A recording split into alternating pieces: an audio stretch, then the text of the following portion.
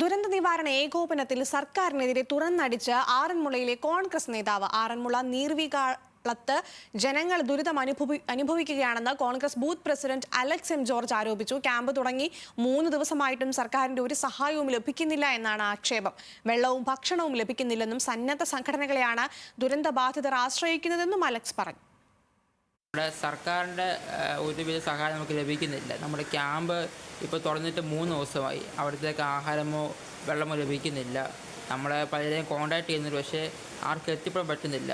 ദുരിതാശ്വാസ ക്യാമ്പുകളിൽ ഒരു പ്രശ്നവുമില്ലെന്ന് മുഖ്യമന്ത്രി ആവർത്തിച്ച് പറയുന്നതിനിടെയാണ് കോൺഗ്രസ് നേതാവ് തന്നെ രൂക്ഷ വിമർശനവുമായി രംഗത്തെത്തിയത്. ക്യാമ്പ് തുടങ്ങിയിട്ട് ഇതുവരെ വെള്ളമോ ഭക്ഷണമോ ലഭിക്കുന്നില്ല. ആറന്മുള നീർവിളാകത്തെ പ്രളയബാധിതർ ആശ്രയിക്കുന്നത് സന്നദ്ധ സംഘടനകളെ മാത്രം. പല ഉദ്യോഗസ്ഥരെയും ബന്ധപ്പെട്ടിട്ടും ഒരു നടപടിയും ഉണ്ടാകുന്നില്ലെന്നും സർക്കാരിന്റെ ഒരു സഹായവും ലഭിക്കുന്നില്ലെന്നും കോൺഗ്രസ് നേതാവ് അലക്സ് എം ജോർജ് പറയുന്നു. ആറന്മുള പഞ്ചായത്ത് 19-ാം വാർഡിൽ സർക്കാർ സഹായങ്ങൾ ലഭിക്കുന്നില്ലെന്ന് വാർഡ് മെമ്പർ ആർ വസന്തും ആരോപിക്കുന്നു. 100-ലധികം വീടുകളിൽ വെള്ളം കയറി ഒറ്റപ്പെട്ടു.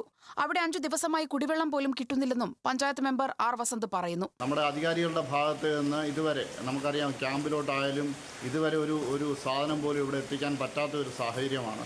അത് വളരെ ദയനീയം. ഒരു കുടിവെള്ളം പോലും കിട്ടാൻ പറ്റാത്ത അവസ്ഥയാണ്. 5 ദിവസമായിട്ട് ഈ വാർഡിലെ കറണ്ടില്ല. ഒരു വല്ലാത്ത ദുരിതാവസ്ഥ കിടക്കുന്ന ഒരു വാർഡാണ്. അപ്പോൾ എന്തെങ്കിലും അടിയന്തര സഹായം ചെയ്യാൻ പറ്റുമെങ്കിൽ ജാതി മത രാഷ്ട്രീയത്തിന് അതീതമായിട്ടുള്ള ചെറുപ്പക്കാരുടെ അവരുടെ സന്നദ്ധ പ്രവർത്തനം കൊണ്ടാണ് വാർഡിലെ കാര്യങ്ങൾ ഇപ്പോൾ മുന്നോട്ട് നീങ്ങിക്കൊണ്ടിരിക്കുന്നത്. എന്നാൽ ഒരു ക്യാമ്പുകളിലും പ്രശ്നങ്ങളില്ലെന്നും പ്രശ്നങ്ങൾ അറിയിച്ച ക്യാമ്പുകളിൽ കൃത്യമായി ഇടപെട്ടിട്ടുണ്ടെന്നുമാണ് മുഖ്യമന്ത്രി ആവർത്തിക്കുന്നത്. 150-ൽ മീതെയുള്ള ആളുകളുള്ള ക്യാമ്പുകളെല്ലാം രണ്ടാകാൻ വേണ്ടിയിട്ട് പറഞ്ഞിട്ടുണ്ട്. മെഡിക്കൽ ചെക്കപ്പ് കൃത്യമായിട്ട് എല്ലാ ക്യാമ്പിലും നടത്തുന്നുണ്ട് ഭംഗിയായിട്ട്. ഇവർ തിരിച്ചു ചെല്ലുമ്പോൾ അവരുടെ കിണറിൽ ക്ലോറിനേഷൻ നടത്തി വെള്ളം ശുദ്ധീകരിക്കാൻ വേണ്ടിയിട്ടുള്ള മെറ്റീരിയൽസ് അതുകൂടി ഇതിനോടൊപ്പം തന്നെ സപ്ലൈ ചെയ്യാനുള്ള സംവിധാനം ഏർപ്പെടുത്തിയിട്ടുണ്ട്.